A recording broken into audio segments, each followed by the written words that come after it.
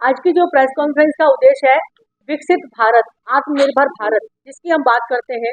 विकसित भारत कैसे बनेगा? भारत के हर गांव में जब तक आत्मनिर्भरता नहीं होगी, भारत का विकसित भारत का सपना हमारा दूर दूर तक साकार होता नहीं दिखेगा। तो इस सपने को साकार यदि सच में करना है तो हमारे हर गांव को आत्मनिर्भर बनना होगा। और गांव को आत्मनिर्भर बनने के लिए गांव को सबसे जरूरी है पानी, क्योंकि भारत में कृषि और पशुपालन दो व्यवसाय के आधार है। कृषि में पानी बिना कृषि नहीं कर सकते, और पशुओं को चारा नहीं होगा तो पशुओं को कतल खाने बेच दिया जाएगा। ये समस्या भारत में आन पड़ी है। भारत का 10 सालों में 60% पानी खत्म हो चुका है, और इस समस्या की वजह से किसान अपनी जमीन बेच रहे हैं, पशुओं को बुचर्स को बेच रहे हैं, पूरी सभ्यता संस्कृति खत्म हो रही है। इस समस्या को समाधान के अंदर हमने एक मॉडल गांव बनाया है राजस्थान में, छारेड़ा दौसा जिले में, जिसमें हम हर किसान के खेत पर एक पानी का कुंडा बना रहे हैं, जिसमें हमने 250 कुंडे बना चुके हैं। और इसमें हर कुंडे पर हर कुंडा जो जमीन होती है उसका 5% जमीन पे कुंडा बनाते हैं। जैसे 4 बीघा जमीन है, उसका 5% हुआ 72 फीट बाई 72 फीट, और ये करीबन 10 से 15 फीट गहरा होता है। और ये इतना पानी होता है कि पूरी साल किसान को पानी की कमी नहीं आने देगा। किसान 3 फसल ले सकता है, उसकी इनकम से वो अपने बच्चों को अच्छी शिक्षा दे सकता है, अपनी दवाइयों का अपना इलाज कर सकता है, और अपनी रोजमर्रा की जरूरतों को पूरा कर सकता है। अहमदाबाद में पानी की स्थिति क्या बताएं? और अहमदाबाद में मैं बात कहूँ तो अहमदाबाद एक तीसरा ऐसा जिला है जो पानी की एक्सट्रैक्शन रेट सबसे ज़्यादा है। जैसे पहला देहरादून है, सेकंड जयपुर है, थर्ड अहमदाबाद है। और अहमदाबाद सिटी में तो पानी पूरी तरह से खत्म हो ही गया है। और अहमदाबाद में 150% पानी की एक्सट्रैक्शन रेट है, मतलब 100% पानी जमीन में जाता है तो 150% पानी हम निकाल लेते हैं। और धीरे धीरे जनसंख्या बढ़ती जा रही है तो ये रेट और बढ़ती जाएगी। और अहमदाबाद की बात करें तो अहमदाबाद फैक्ट्रियों का मतलब जिला है। यहाँ पे बहुत सारी कपड़े की फैक्ट्रियाँ भी हैं।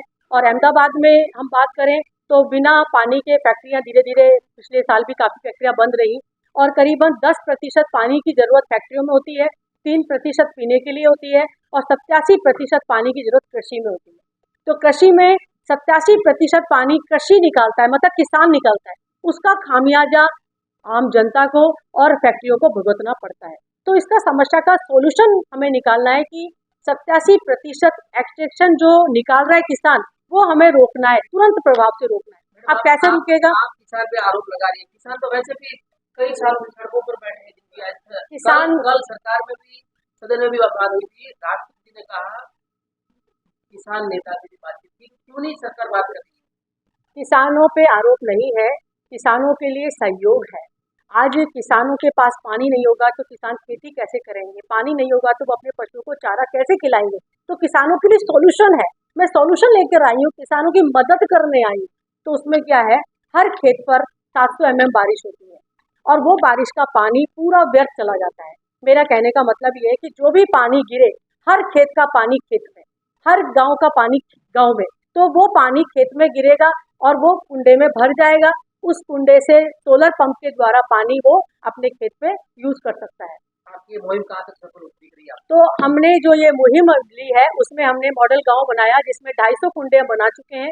आप दौसा जिले में छारेड़ा गांव में जा सकते हैं, वहाँ पे हर किसान के खेत पे कुंडा बन चुका है, और हर किसान की इनकम 40,000 रुपये से 4 लाख रुपये बढ़ चुकी है। और हर खेत पर 2 लोगों को रोजगार मिल जाता है अगर पानी की व्यवस्था होती है। तो हम बड़ी बड़ी योजनाएं जैसे ECRP है, यमुना साबरमती लिंक योजना है, पार तापी नर्मदा योजना है, इनके पीछे अभी ना पड़ के हम अपने खेत में ही पानी की व्यवस्था खुद कर सकते हैं। फिर धीरे धीरे ये योजनाएं भी होती जाएंगी तो कम से कम हमारी कृषि तो नहीं खोएगी, और ये पानी इतना होगा, ये पानी मीठा होगा, ये पानी बिना आर्सेनिक और फ्लोराइड का होगा। क्योंकि जैसे जैसे पानी का लेवल नीचे जाता जाता है, पानी खारा होता जाता है, पानी आर्सेनिक और फ्लोराइड वाला बनता जाता है, जो कि स्वास्थ्य के लिए बुरी तरह से खराब है। और ये पानी जो होगा बरसात का, ये मीठा पानी होगा, फसल के लिए भी अच्छा होगा। और फिर बाद में गाय गोबर, गाय का भैंस का गोबर के द्वारा, ऑर्गेनिक खाद के द्वारा हम ऑर्गेनिक खेती कर सकते हैं, जिसकी बहुत ज़्यादा डिमांड आने वाले समय में। तो मेरा जो प्रेस कॉन्फ्रेंस करने का ये उद्देश्य है कि जिस प्रकार से गुजरात की इस पावन धरती पर महात्मा गांधी जी ने 1930 में दांडी मार्च कर कर यह संदेश दिया था कि छोटी छोटी बुनियादी चीज़ों के लिए अंग्रेजों पर डिपेंडेंसी खत्म कर दो, वही उद्देश्य मेरा इस प्रेस कॉन्फ्रेंस का है कि हम हर खेत पर पानी की, बिजली की व्यवस्था कर कर हम डिपेंडेंसी खत्म करें और हमारे देश को वापस से आत्मनिर्भर बनाएं।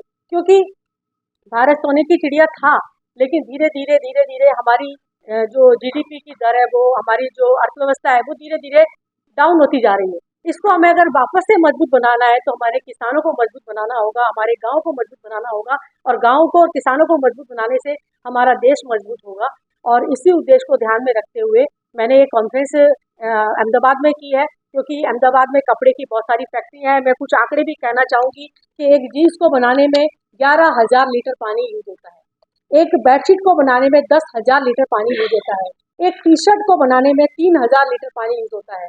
A4 का पेपर जो हम ये यूज करते हैं, A4 का पेपर यूज करते हैं, इसमें 5 लीटर पानी यूज होता है। एक स्मार्टफोन जो हम यूज करते हैं, स्मार्टफोन, इसको बनाने में करीबन 13,000 लीटर पानी यूज होता है। एक जोड़ी जूता जो हम पहनते हैं, उसमें करीबन 8,000 लीटर पानी खर्च होता है। एक कार जो हम यूज करते हैं, इसमें 70,000 लीटर पानी यूज होता है। यानी हर इंसान के पास 1,00,000 लीटर पानी का बर्डन है। तो हम इस समस्या से दूर नहीं भाग सकते, हम सब इसके जिम्मेदार हैं और हम सबको मिलकर ही इसका सोल्यूशन ढूंढना होगा। तो मैं ये कहना चाहूँगी कि अहमदाबाद को हमें वापस से ग्रीन करना है, क्योंकि जैसे जैसे पानी खत्म होगा, अहमदाबाद रेगिस्तान की तरफ बढ़ रहा है, ग्रीनरी हरियाली खत्म होती जा रही है। तो हमें वापस से अहमदाबाद को पुनः ग्रीन करना है, हरियाली हमें पुनः लानी है और यहाँ का पानी का लेवल बढ़ाना है। तो हमें इसका सॉल्यूशन ढूंढना होगा। सॉल्यूशन यही है कि हर किसान के खेत पे कुंडा बने और वो अपने पानी की व्यवस्था अपने खेत पर करे, तो उसको जमीन से पानी नहीं खींचना होगा। बिजली की व्यवस्था सोलर पंप के द्वारा करे, तो इस प्रकार से हम पानी के द्वारा इंद्र देवता को बिठाएंगे, सोलर के द्वारा सूर्य देवता को बिठाएंगे। जब इंद्र देवता, सोलर, सूर्य देवता विराजमान होंगे, तो लक्ष्मी अवतरित होंगी, लोग, किसानों की इनकम बढ़ेगी और वो अपने परिवार का खर्चों का, रोजमर्रा की जिंदगी को जीने का अपना काम अच्छे से कर पाएगा।